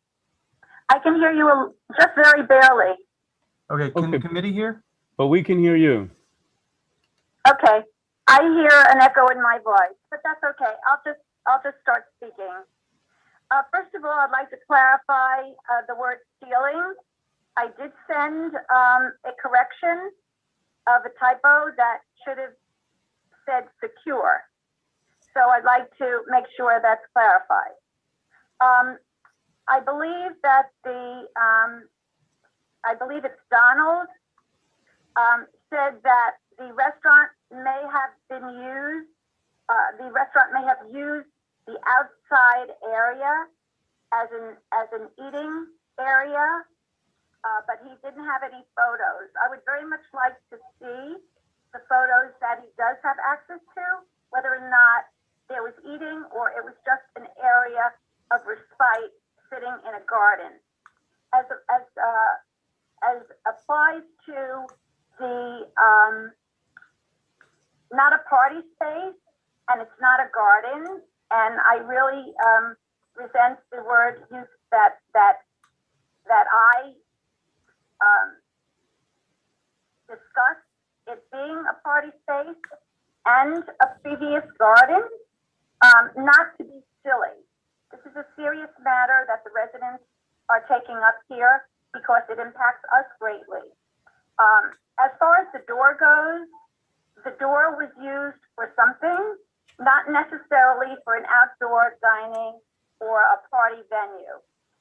The reason why party was referred to was because it was in the application that it would be used as a party space. As it was stated, there's no complaints about shouting or noise Well, perhaps the diners are not shouting, but there is a tremendous amount of clanking, noise, talking, a rustling of chairs, rustling of tables, and it's a quality of life issue. The committee is here for public safety and quality of life. As far as changing the seating, the proposal is to change the seating for more seating within that courtyard. This is even more absurd because the issue is it's really not a courtyard, nor is it a patio. It was designed as a recessed, natural area, as its mirrored other side is, as an entryway off the street. This was specific to this design. This is why the design was hailed back in the 40s and all through up to now regarding its uniqueness of design. So the integrity of the building itself is being misused for a commercial space. Okay, Jane, we're gonna have to have you end your comments now. All right, Jane, I'm sorry, your time is up. We're gonna move on to Isabel to make sure that everyone has a chance to speak. Isabel?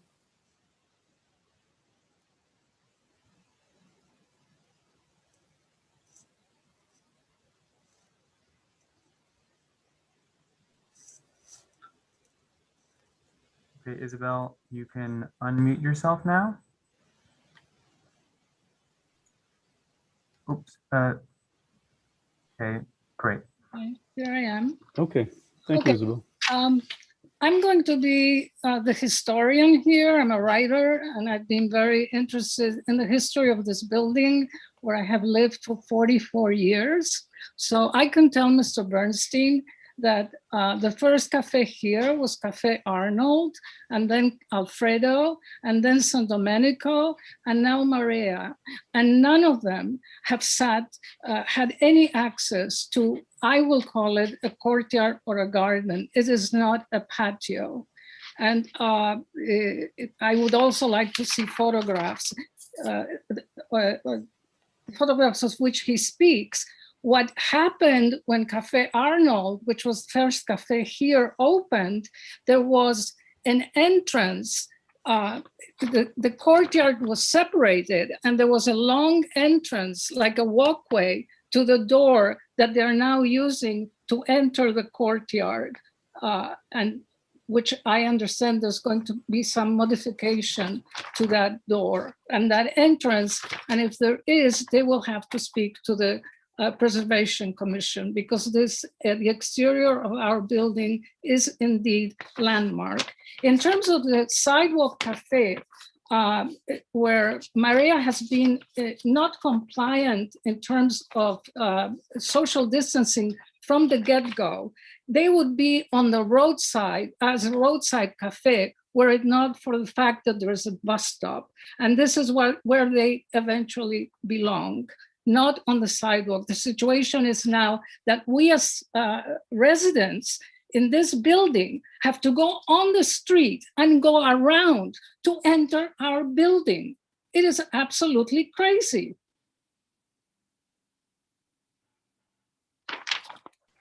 Okay, thank you, Isabel. Is there anyone else from the public that'd like to comment on this application?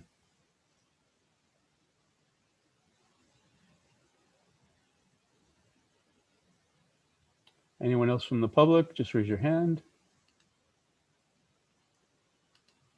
Okay, seeing none, we'll go back to the committee and Daniel. Just real quick, do we know what floor the residents start living on in the building? Will?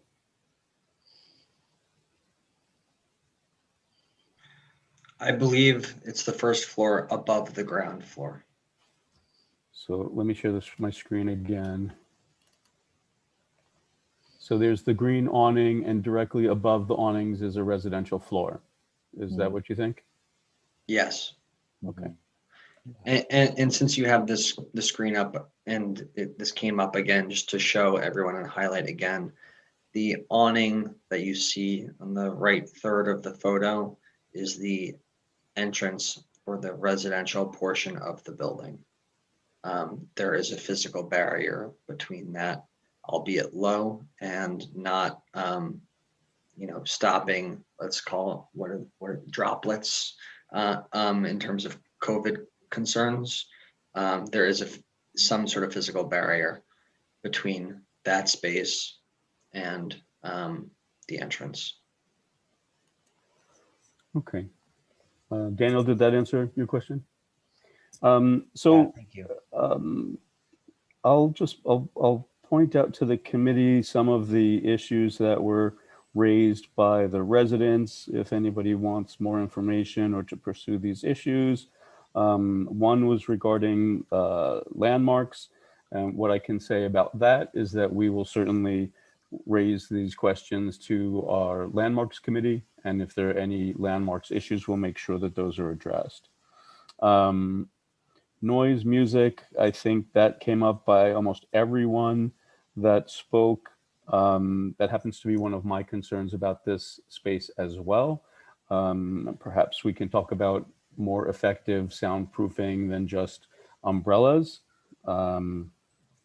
Congestion, I think a lot of people spoke about congestion. We'll have to decide whether it's better to have the extra table on the street or to move that to the courtyard if this is approved at all.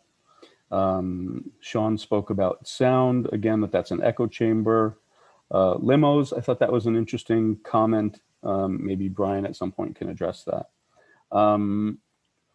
The entranceway, Will pointed out that green awning covers the entrance. I think what one of the residents was asking for was perhaps a visual barrier between the courtyard and the entranceway. Maybe that's something that we could discuss. I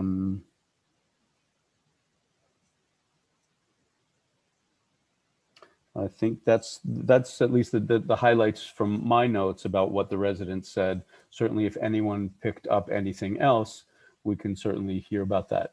Renee, what would you like to say?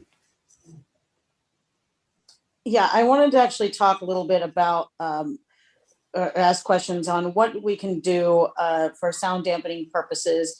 I've also I live on the same street and I live in a courtyard, so I definitely hear what you're saying. But again, I really want to see that lease. I think that would be the crux of a lot of issues.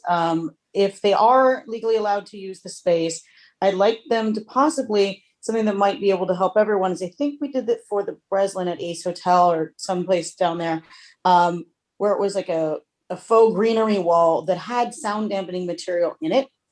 So that would be able to stop droplets. It would stop you from looking at them, and also would have sound dampening material, because if you have plastic, so I'm sure the sound engineer guy who's a resident would know, if you have plastic or glass, that's just going to reverberate even more, and we don't want to cause any more problems going upwards.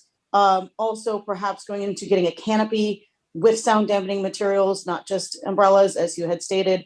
Yeah, I think that's my main concern about this. Renee. Yeah, it's the noise that way, and I am concerned to see that though it was right off the bat, we were said there's not going to be speakers, there's not going to be music. It is concerning to hear from the residents that it is happening now, and I think that in good faith, I hope that they stop that immediately, because if they can't do that now, I can't trust them to do it in the future.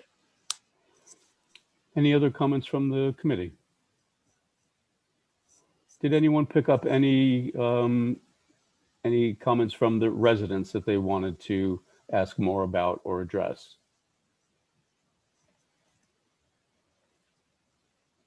Joseph. Yeah, I thought it might be helpful. I just wanted to clarify. One of the residents, Jane, brought up why she was referring to the space as a party space and said it was in the application, which I wanted to make sure everyone understood what she was referring to there. So in the application, I believe what she was referring to was under special events. There's a checkbox, yes or no. For private parties or promotional events, the applicant checked yes. And they described it as on occasion for private events in basement, private dining room, and sometimes a full or partial buyout of the restaurant. So I think that's what was meant by parties. Okay. And I think the applicant did address that as well when they said that that space would only be for seated dining service. Did everyone catch that? That's certainly something that we need to consider. Anything else from the committee? Yes, Nick. Maybe we can ask the applicant to just confirm this, but I know the application states that the hours of operation for the outdoor space is 5 to 10 p.m. Monday through Friday, and Saturday and Sunday starting at noon to 10 p.m. And I just want to clarify, what does the 10 p.m. mean? Is that when they stop serving alcohol, stop serving everything, closing the space? I believe our guidelines say that that's last seating. Craig, can you remind me what who remembers the guidelines? I think it's last, I believe it's last seating. I'll go on the site and double check. But Yeah. I'll double check. We've thought of that technicality, and we have addressed it. So certainly, whether it's last seating, whether it's close the space, whatever it is, that's what they would have to comply with. But that's the standard. It's the standard closing hours, like what it means to close, and the hour 10 p.m. is earlier than what we would normally contemplate, like when we were just looking at the hotel, for instance. Yes. Sorry, I'm reading from the rear yard policy, and it specifically says the space will be closed and vacated by 10 o'clock. Yeah. Closed and vacated. Okay. The BCR, the Broadway corridor guidelines were closure, not last seating. Okay, and I think that's consistent with the other outdoor guidelines we have. Sorry, just one question, just to confirm, Nick. When we say vacated, that's guests are gone, cleanup staff are gone. That means nobody sets foot on that space after that time. Correct. The space is completely vacant, locked, closed, done. I think that the way we normally mean it is all patrons have to be out and staff has to, I mean, if the patron is gone by 10, all patrons are out by 10, then cleanup occurs after that. I mean, that's how we normally consider outdoor spaces. All the patrons are out. Yeah, I don't know that that's what our guidelines say, but still you're earlier than the guidelines allow, so that may be, that may still be compliant. Nick, can I make a couple of points? Yes, before you do, I just wanted to go through my list of questions for you. One regarding better sound baffling protection for the residents that are just up one floor. You already said no music out there. You already said seated table service only. It seems that there is enough interest in getting a copy of the lease from you. So if you could get us something redacted if necessary, I think there's enough interest in that. So if you could address those and whatever you had in mind as well. Yeah, the only couple of points that I just wanted to address is someone made a comment about it increasing congestion on the sidewalk. And as we noted, there's a barrier between the sidewalk and that space. And as was stated earlier, the only way to access the courtyard is through the interior of the restaurant, out the door into the courtyard. That is a pre-existing door. That means clearly the courtyard was used for something in connection with the restaurant. So it's not going to lead to any congestion because the only way to access it is through the interior, and people just can't spill out onto the street. There was a comment made. Before you go on to that, the other question that we had, maybe Brian, you can answer this. Would you consider a visual barrier between the space and the building entrance? Yeah, I wanted to say, Donald started speaking, but I was going to mention that I like the faux greenery wall idea with the sound dampening, and I'm happy to look into that. I'm happy to look into the visual barrier if it's okay with my landlord and not any sort of landmark issue. We'd be perfectly happy to explore those alternatives if that's going to help with this issue. Okay, Donald, I cut you off. What else were you going to say? No, I think that was the only point I wanted to make. I think the other points I've already made. Brian, if you want to add anything in response to what was said. No, just I'm happy to look into the sound dampening as I just mentioned, and we were happy to say that there won't be speakers or music there, and if there has been, I'll make sure that stops. When? When can that be had effective? stopped. It's my understanding that we had stopped after the last meeting because we thought the issue was with the courtyard. If it did continue on the sidewalk since then, I will make sure that stops immediately. Okay, thank you. Is anyone else from the committee concerned about sound traveling up? Renee mentioned that as well. Does anyone else share that concern? What they're proposing is just to use umbrellas for sound dampening to travel up. In previous applications, I don't know that would have been sufficient. July, did you want to speak on that point? Yes, I certainly share that concern, traveling up, especially with the design, the setback, the shape of the building. And I would, there being second floor residents. yeah, I would second that. But I would also say, like, I don't know what can be done for that. I hear the recommendation that Renee made, and if it's effective, great. But I can tell you, as an architect who works with acousticians on a weekly basis, you know, the waves sort of take the path of least resistance, and there's only so much dampening that can be done. So if there's a way to enhance that by adding something to the underside of the umbrellas or using some other material, I'm all for it. And I would encourage the applicant to do so, you know, to your point, Nick, in good faith and to satisfy the residents and not cause too much of a disturbance, as long as it's within, you know, the guidelines for any effect to a landmark building.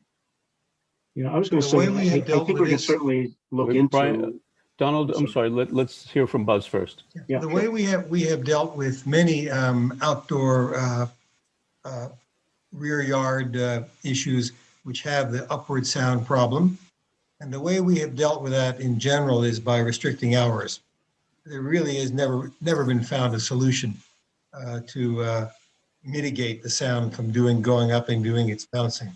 So I think the main consideration has to be, if this is to be approved, as to whether the hours are really satisfactory to all the residents. Because I don't think it can be mitigated, just based on the previous experience that we've had. If I can speak to that. Yes. For a second, and I understand that concern, and 10 is certainly not a late night hour. In fact, I think your guidelines are 11 on weekends, and we're below that. But I think that, you know, when an operator has to have an all-out hour, they have to figure out when the last seating will be to ensure that everybody's out. My guess is we're looking at about 8 p.m. for the last seating. You know, this is fine dining and people like to enjoy their meal. This is not fast food. So, you know, if people come at 8, what you're going to find is that people stagger their exiting. Some people may finish within an hour. Some people may take an hour and a half. Some people may take 2 hours. And, you know, it's difficult to seat people much after 9 o'clock because you don't know that you're going to get them out in time. So the net effect of that is that your 32 seats wind down after 11 p.m. So I'm sorry, after 9 p.m. So between 9 and 10, you have a stagger where the number of people that are sitting there are going to slowly drop down to 0. So the noise level or the sound, because I don't think it's going to be noisy, but the sound, you know, is going to start to fall off, I would think, after 9 o'clock. Sarah? Yes, I do think that last seating at 8 p.m. is the answer because people will have left by 10. No. Craig?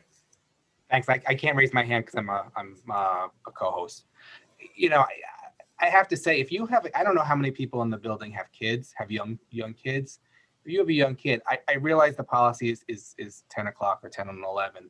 But if you have a young kid, that's still pretty, you know, 10 o'clock is very late. You know, you're talking about kids are going to sleep by 8, 9 o'clock.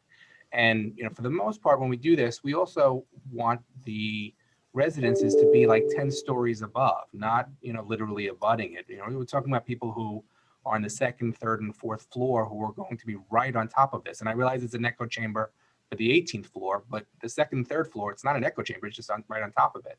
So I share Sarah's points that it should be an earlier time. I would say 8 o'clock would be at the absolute latest for the last seating. Maybe, or maybe say an 8:30 or 9 o'clock close, but, or even earlier. But, saying 10 o'clock is late, when you're not abutting, maybe you can make that argument. But when you're abutting it and it's late, 10 o'clock. So I think the issue, yeah, Donald, please. And I think the issue could be addressed with sound engineering, maybe a pergola, maybe something. Yeah, and I was going to say that you can certainly see if there's any materials you can put under the umbrellas. I don't know if there are or not.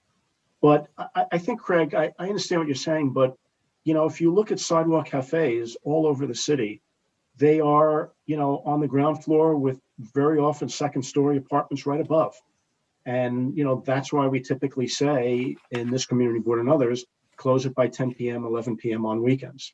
That's sort of the standard. That's before it gets late at night. So, the fact that this is on private property as opposed to the sidewalk, it's still the same. You're still talking about not a large number of tables, that are under people's windows. I mean, that's just a fact of the city. I'm not saying people should suffer, but we design it so that people don't suffer by saying no music, by saying limiting the number of seats, and by providing for an early closing. But and the 10 stories, I think, applies for your rooftop. It's not in your policy for courtyards or sidewalk cafes. Yeah, I understand that. I'm not saying that it's a direct comparison, but it's some comparison. It's some basis. And I get it. And I've worked with you on these things, and we try to be very reasonable about it. But this is an interior courtyard. There is the echo chamber, and I do have compassion for the residents who are going to have to live with this. Yeah, I just hope there's a way that the sound can be baffled. I share the concerns of Buzz and Will that, the architects and the mechanical engineer on the committee, that, it's not possible. Craig, before we continue, just want to check quorum because we've lost 2 people. Can't hear you. Oh, sorry. We were at 16, but I'll double check. So we should still be fine. Okay. Nobody else can leave. I think this is winding down anyway. So I think I hear enough concern from the committee about sound baffling that we should really press upon the applicant that they have to do something for additional sound baffling in addition to umbrellas. The other things I have, no speakers. I want to hear from the committee what our position might be on removing tables from the sidewalk cafe and into the courtyard. The applicant, I think, is willing to do that if we want to suggest it. I'm just curious what our recommendation might be about that. Anybody have a thought? Joseph? Yeah, just briefly. Like Donald said, they were offering it as a concession to residents, but I didn't hear any residents really express interest in that. Maybe they do. Honestly, I don't care. I would say if the residents prefer that, then let's do it that way. I don't think it makes a difference. The sidewalk and the courtyard are 5 feet from each other. We can certainly make it conditional that if the residents, the majority of the residents request it, that the owner will do it. We can make it conditional if that's what the committee feels. Renee? Yeah, that's sort of I think possibly for the residents is 6 in one hand, half dozen in the other. Personally, as someone, who's definitely sees the congestion issue on the sidewalk, I would lean towards taking more stuff away from the sidewalk and then putting it into, especially if we have a sound dampened courtyard out exterior, those extra 8 people might, be nominal, but they really are an impact on the sidewalk. So Ideally, I'd like to just get them off the sidewalk and that's it. And, you know, they have quite a lot of people that could fit on that patio if they end up doing that. So I'd like to not see those 8 chairs return, but if they must, getting them off the sidewalk, I think would be my recommendation, just from a standpoint on street congestion. Also with the scaffolding going away, my concern is, you know, they've done quite a lot with the scaffolding as if it's a canopy in inclement weather. If they want to use this, I worry that they might try to get some other structure that would be really obtrusive, not only for people coming from the subway stair, but also for the bus stop and people going into that building and just general traffic. Adding something there to cover those tables would concern me as well. So anything we can do to demotivate using the sidewalk, I would be for.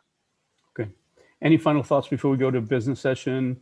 Donald, Brian, any last comments you want to make? Okay, I'll take that as a no. So let's go into business session. Will, I assume you're going to be drafting this affidavit. If I get the temperature of the committee, I think we're looking at a conditional approval with a few things that I'll go through with my notes. No speakers outdoors, seated table service only, hard close at 10 p.m. And I think from what I hear, that means a hard close where the space is vacated, no staff out there. We will look at landmarks. We do want to see a copy of the lease.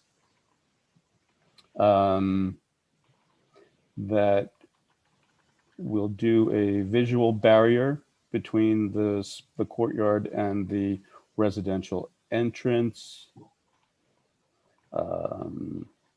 We'll leave open the moving of the table, the eight seats from the Sidewalk Cafe to the courtyard. Maybe we'll move that table back and forth. It's probably not a big deal to do that, and see which is better, but we'll leave that up to the residents, and we can address that more.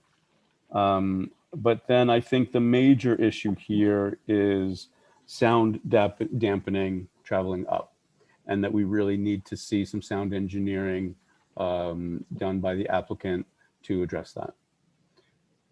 Did I miss anything? Will, can you think of anything else? Does anyone else from the committee think of anything I missed? No, that corresponds with the notes that I've been taking, and I would make a motion to approve conditionally, as you said, upon those items. Is there a second to that? Can I ask a question about that? Yes. Sorry. So on the sound dampening, they'll get a sound engineer, which I'm sure they will, and I'm sure they'll get someone who's quality, and I have no doubt about that. What happens if the residents are not happy with the sound engineering that they put in? You know, it's a matter of opinion. I'm sure that the residents may have more issues than the operator. What happens then? I mean, you know, how does this proceed? Because that could really be still a major contention, and we've just given it away, so to speak, if we vote on this tonight. I'm just concerned about that. And I mean, typically what we do when we require sound engineering is we require that the sound engineer visit any apartments that are offended by noise, and that the sound engineer figure out how to address that. Sometimes putting in, we'll have to see the windows, maybe soundproof windows. That might be an option. I think sound engineering can do a lot. And once the sound engineer is engaged, then we'll start to hear some ideas that are possible. But I think we do need to require a good faith effort to address the issue. Sure. Because these people are literally one floor above the space. That's why I'm saying. And in any other context, we wouldn't allow that. Yeah. Okay, so we have a motion. I'm waiting for a second. I'll second it. Okay. Craig, we'll take it to a vote. Nick, Yes. I'm a yes. Buzz. Reluctant, yes. Yeah. Renee. Yes. Sarah. Yes. Joseph. Yes. Why is it feedback? Will. Did you just call me? You cut out for a second. Yeah, Will. I'm Yes. just feedback on my end. I'm sorry. Rob. Yes. Blaga. Yes. Joe Mafia. Yes. Todd. Yes. I think Daniel left. Simon. Yes. July. Yes. Passes. Okay, so next steps, you'll work on drafting the affidavit. Hopefully you'll get that to Donald by Friday. And then I'll need a fully executed affidavit a week from Friday, March 5th. Okay. Thanks, everyone. Have a great night. Thank you very much. Oh, wait. I'm sorry. Is there any new business? Does anyone have any new business for the committee? Signing off. Good night, everybody. Thanks a lot. Thanks, Donald. Jane, your hand is up. Are you asking about new business? I'm going to unmute Jane. If committee members, if you can mute, I'm not sure why we're getting feedback. Thank you, everyone. Good night. Thanks, Brian.